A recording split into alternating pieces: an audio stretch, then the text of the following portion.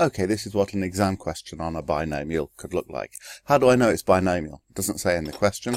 Okay, so how would we tell? Well, we've got a probability of the alarm ringing each morning. Okay, it's 0.4. Okay, at least according to Aaron's beliefs. Okay, this is a common strategy in the exam. They tell you the person believes everything you need to know, and then you can question it later. Okay, he also believes that these mornings are independent. Okay, so I've got a fixed probability, I've got independence, but I need to be counting the successes and end trials. Am I doing that? Well, during a week, 7 mornings. Okay, the number of times, yes, we're counting the number of mornings. So we're counting, so X is going to be the number of mornings when he wakes early. So I'm just doing that for my own purposes. Okay, but if X is the number of mornings he wakes early, that does appear to be binomial because I'm counting the number of wakes earlys in 7 mornings. Good. Okay, so I need to have done that before I can actually find any probabilities, which is what the question's asking me about. Okay, so what would I actually write down for the examiner? Okay. Well, although the question doesn't ask for it, I should set up my distribution. Okay, in fact, it wouldn't be wrong. It would be quite a good idea to write this in the main body of your solution. So what binomial am I using? Well, I need a value of n. How many trials are there? Well, that's the mornings. How many mornings are there? There are 7 of them. Notice this 7 a.m. Okay, I'm not going to use anywhere in the question. Okay, that's not data, that's just a description of the situation.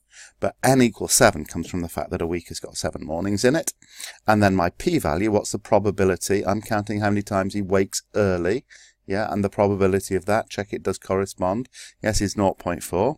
Okay. They do sometimes change it around and talk about the probability he doesn't wake early, so watch out for that. I've now got my distribution so that parts A, B and C are just about setting up the correct probability diagram. Okay, so remember our list of outcomes. Okay, so they're mornings from 0 to 7. First one talks about 2, so here's my diagram.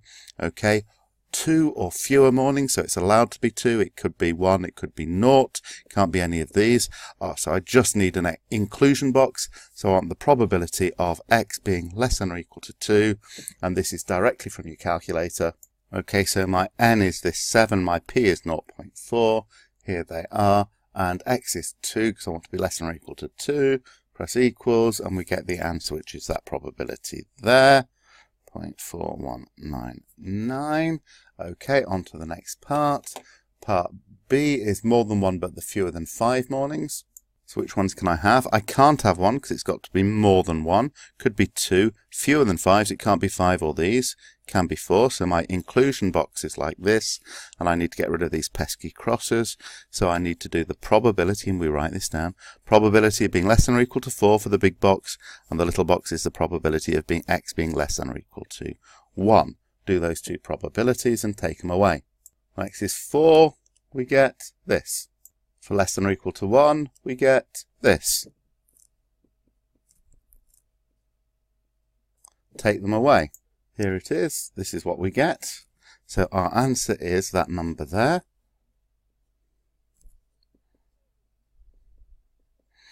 I trust that's 4 significant figures. Okay. All right, back to part C. Exactly 7 mornings. Draw the diagram. The only thing it's allowed to be is 7. So inclusion box comes up to here. And then the exclusion box gets rid of the crosses. So I want the probability of X being less than or equal to 7 minus the probability of X being less than or equal to 6. This is so easy. Now the probability of X being less than or equal to 7 actually is the whole thing. So it's 1 minus the probability of X being less than or equal to 6. Change the value to 6 on my calculator. Here's the probability. So I have to do 1 minus that probability. Calculate that. Now, because this was so close to 1, my answer was only come out to 3 significant figures, and even this last significant figure here is slightly dodgy.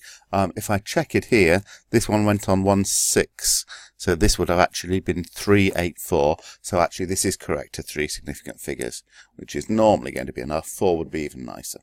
Okay, let's have another look at the question. I'm up to part D. Calculate the values for the expected mean and the standard deviation, okay, for the number of mornings in a week, I should say a week, before Aaron when Aaron wakes before his alarm rings. So we're still talking about the same X. This is the number of mornings per week when he wakes early, and I just want the mean and variance. Okay, so it really is as simple as using the formulas. Oh, except this says standard deviation, so I've got to be careful. Okay, the first formula I'm going to apply is for the expectation. That formula, it's in your formula book, is NP. What are my N and my P? Well, I had them written down here, 7 and 0.4. So it's 7 times 0.4, which is 2.8. The other formula I've got is for the variance, not the standard deviation. NP 1 minus P. Well, the first part, NP, is the 2.8 I've already got. 1 minus P, P is 0.4, so it's times 0.6. 2.8 times 0.6. Here we go. It's 1.68. There we go. Have I finished? No, I haven't, because I wasn't asked for variance.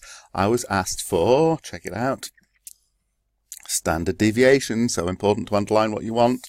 So standard deviation is not that. This is my mu, so that's fine. I can double underline that. But this is sigma squared because it's a variance. So my sigma equals the square root of 1.68. Okay, which equals, well, I can just do square root of the answer, and there it is. So this is my standard deviation, sigma, not sigma squared. These are my two answers. Actually, this one's got no right to be double underlined because that isn't one of the final answers asked for. So double underline what you want the examiner to skip straight to, or put the answers at the end. Just flag them up really clearly so the examiner can't miss them. Okay, we've done part D. Right, now what's going on here? For part E, we've got some more reading to do. We've got a 50-week period, and he's made a note of how many mornings he wakes before his alarm rings. Okay, so here are all his times. So this is a sample of data. And what are they asking for? They're asking for the mean and standard deviation of the sample. So what we just worked out were a sigma and a mu. Okay, because these were the distribution mean and standard deviation. Now we've got an X bar and an SX. Anyhow, to work them out, we need to go into our typical statistics, one variable mode, and lob the data into the calculator. Here's the data, and yes, it's got X values and it's got frequencies. Okay, so I just lob them in. So that's what my table looks like. Notice we're back to sample data. When we did discrete random variables, we were entering probabilities in there. Well, no, these are back to being frequencies. Okay, so if I press Option and I do my one variable calculations, then my old friend S squared X is back here. Okay, and that's what I'm interested in. I'm interested in an X bar of 2.8. I'm interested in this variance, or it'll be this standard deviation. Which did the question ask for? It just asked for the standard deviation. So I need to record my SX and my X bar. So there was my X bar, it was 2.8, recorded that. And here's my SX, it's 2.268. So they will do for my answers here. I'm storming through this question. Part F is full of printing errors, which will be corrected by the time you see this question in your booklet.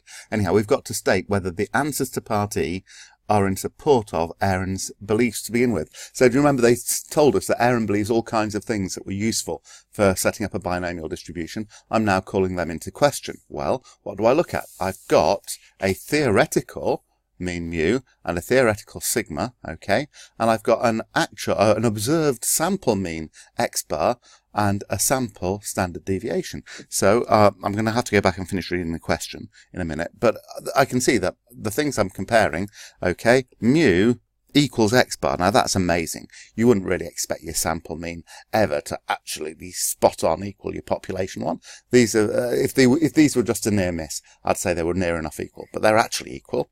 Okay, but SX is a lot bigger than 1.296.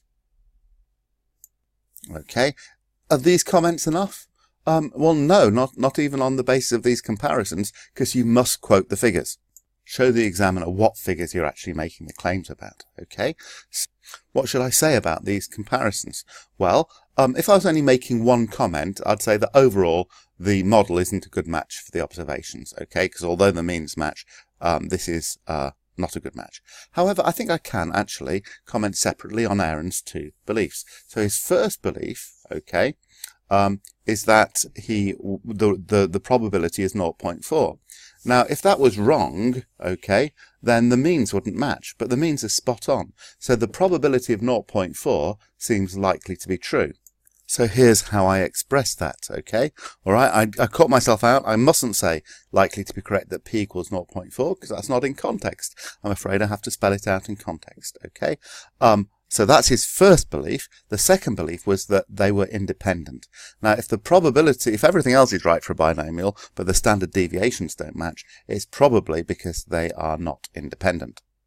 So, however, the mismatch in standard deviation suggests that mornings are not independent.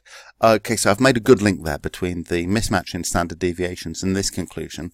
So I really ought, before my previous one, I ought to say that the means match, so Aaron is likely to be correct. So I've linked my comments to the evidence. So that answer now is pretty much watertight, even if you can't read it very